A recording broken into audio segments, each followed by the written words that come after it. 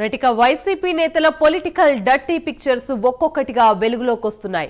గొరెంట్ల మాధవ్తో start అయి ఆదిమూలం వరకు continue అయ్యాయి వీడియోలు. దువ్వాడ ఎపిసోడ్లో దిమ్మ తిరిగే ట్విస్టులు బయటపడ్డాయి. వైసీపీ సీనియర్ నేత విజయసాయిరెడ్డిపై కూడా లైంగిక ఆరోపణలు వచ్చాయి. అనంతబాబుది అయితే అంతా ఓపెనే అయిపోయింది. ఒక్కొక్కరిది ఒక్కో టైప్ డర్టీ పిక్చర్ వెలుగులోకి వస్తున్నాయి. మరి రాబోయే రోజుల్లో ఇంకెవరి రాసలీలలు బయటపడుతున్నాయో అనే అనుమానం వస్తుంది. అధికారం అడ్డం పెట్టుకొని ఇష్టం వచ్చినట్టుగా వ్యవహరించిన వారి చీకటి బాగోతాలు ఒక్కొక్కటిగా బయటపడుతున్నాయి. రైట్, ఇక ఇదే విషయానికి సంబంధించి వైజాగ్ నుంచి మా ప్రతినిధి రాజు మరిన్ని అప్డేట్స్ అందిస్తారు. రాజు, చెప్పండి.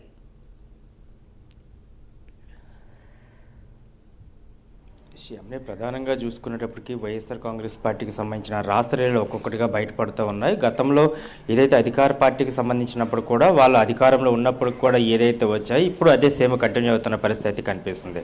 ఏదైతే గోరెంట్ల మాధవ్కి సంబంధించినంత వరకు వచ్చిన ఇష్యూ కావచ్చు, ఆ వీడియో బయట సంచలనంగా బయట అయితే ట్రోల్ అవుతున్న పరిస్థితి కనిపిస్తుంది. మరో విషయంలో చూసుకునేటప్పటికీ ఆ పార్టీకి వైఎస్ఆర్ కాంగ్రెస్ పార్టీకి సంబంధించినంత వరకు ఎంతవరకు అయితే చాలా కీలకంగా వ్యవహరించిన నేతలు విజయసాయిరెడ్డి కావచ్చు, లేకపోతే అవంతి శ్రీనివాస్ కావచ్చు, వీళ్ళందరూ వ్యవహారం కూడా ఒక్కొక్కటిగా కూడా బయటకు వస్తుండటంతో మొత్తం ఇటంతటి కూడా ఒక డర్టీ పిక్చర్ ఎక్కడైతే చూస్తున్నామో అదంతా ఇక్కడ ప్రస్తుతానికి అయితే కనిపిస్తున్నట్లుగా కూడా కనిపిస్తుంది. కేవలం వైఎస్ఆర్ కాంగ్రెస్ పార్టీకి సంబంధించినంత వరకు కూడా విశాఖలో చూసుకునేటప్పటికీ అవంతి శ్రీనివాస్కి సంబంధించినంత వరకు ఒక గంట అరగంట అంటూ ఆడియో లీక్ రావటం ఇదంతా కూడా చాలా పెను సంచలనంగా రేగిందని చెప్పుకోవచ్చు. దీని తర్వాత అవంతి శ్రీనివాస్ తర్వాత ఉత్తరాంధ్ర జిల్లాలకు సంబంధించి పెను సంచలనంగా రేగుతున్న మరో విషయం ఏంటంటే దువ్వాడ శ్రీనివాసరావుకి సంబంధించింది.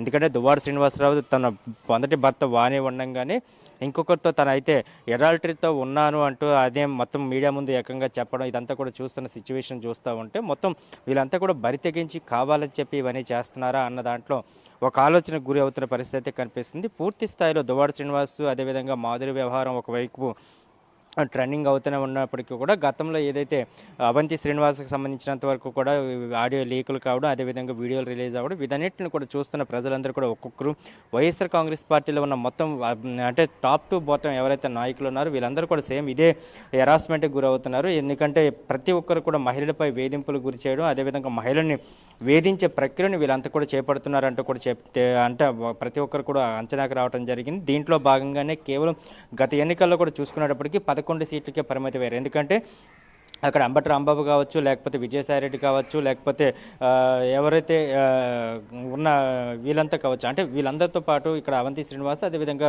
దువ్వాడ శ్రీనివాస్ వీళ్ళందరూ కూడా ఎన్నికల ముందు వీళ్ళంతా కూడా చాలా ఎక్కువగా మాట్లాడిన వాళ్ళే. అదేవిధంగా ఇప్పుడు ప్రజెంట్ ఉన్న ప్రభుత్వం మీద వీళ్ళంతా కూడా ప్రభుత్వంలో ఉన్న నాయకుల మీద విమర్శలు చేసిన వాళ్ళే.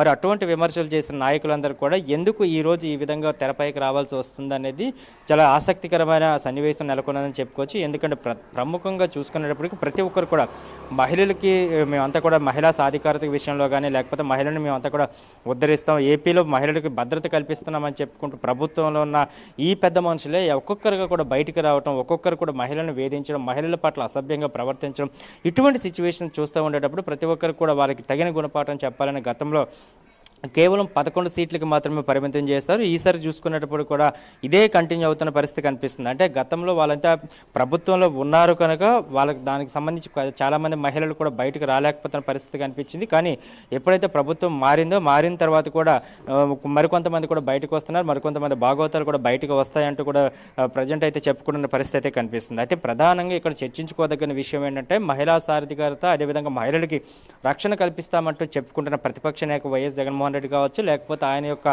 ముఖ్య అనుచరులు కావచ్చు, ఎందుకు మహిళలపై ఇటువంటి అఘాయిత్యాలకు పాల్పడుతున్నారు, అదేవిధంగా ఎందుకు మహిళలపై జరుగుతున్న దాడులకు గత ముఖ్యమంత్రి ఏవైతే వైఎస్ జగన్మోహన్ రెడ్డి ఎందుకు ఖండించలేకపోతున్నాడనేది మాత్రమే ప్రధానంగా చర్చలోకి వస్తుంది. అదే ఈరోజు చూసుకునేటప్పటికీ కూటమి ప్రభుత్వానికి సంబంధించి కానీ లేకపోతే టీడీపీ ప్రభుత్వానికి సంబంధించి ఒక ఎమ్మెల్యే మహిళల పట్ల అసభ్యంగా ప్రవర్తించాడు, మహిళల్ని ఇబ్బంది పెట్టే కార్యక్రమం చేశాడు అనగానే వెంటనే టీడీపీ అధిష్టానం మీద స్పందించింది, అదేవిధంగా కూటమి ప్రభుత్వం స్పందించింది. వెంటనే అక్కడ ఉన్న ఎమ్మెల్యేను సస్పెండ్ చేయడం జరిగింది. అక్కడ ఎమ్మెల్యేను కూడా చూడకుండా ఏకంగా సస్పెండ్ చేసి పార్టీకి అదేవిధంగా పార్టీ సభ్యత్వానికి కూడా వాళ్ళంతా కూడా రిజైన్ చేయాలంటూ కూడా ఇప్పటికే చెప్పారు, పార్టీని సస్పెండ్ చేశారు. మరి ఇప్పుడు జరిగిన సిచ్యువేషన్ గతంలో ఉన్న వైఎస్ జగన్మోహన్ రెడ్డి ప్రభుత్వంలో ఎందుకు చేయలేకపోయారు? వైఎస్ఆర్ కాంగ్రెస్ పార్టీకి సంబంధించినంత వరకు ఎన్ని ఆరోపణలు, అంటే ఒక ఆరోపణ కాదు చాలా ఆరోపణలు ఆరోపణలు వచ్చి ఇటువంటి ఆరోపణలు వచ్చిన నేపథ్యంలో కూడా కేవలం విన్నట్లు ఊరుకోవటం వల్ల మాత్రమే ప్రజలు ఇటువంటి తీర్పు ఇచ్చారనేది మనకు చాలాసారి స్పష్టమవుతున్న పరిస్థితి కనిపిస్తుంది. Thank you Raju.